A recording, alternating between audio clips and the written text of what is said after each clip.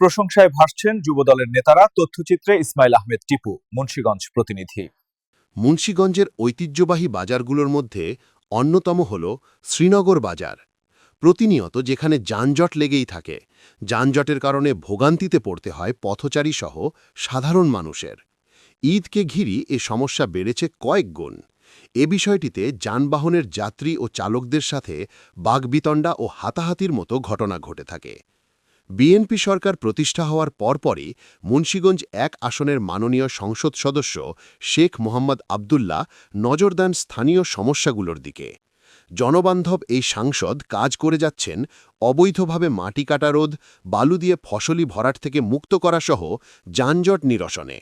সাংসদ শেখ মোহাম্মদ আবদুল্লাহ নির্বাচিত হবার পরই স্থানীয় যানজট নিরসনে অতিরিক্ত ট্রাফিক পুলিশ মোতায়েনের আশ্বাস দেন এবং তারই প্রতিফলন হিসেবে অতিরিক্ত প্রায় ৪ জন ট্রাফিক পুলিশ দায়িত্ব পালন করছে শ্রীনগর বাজারমুখী এই রাস্তাটিতে।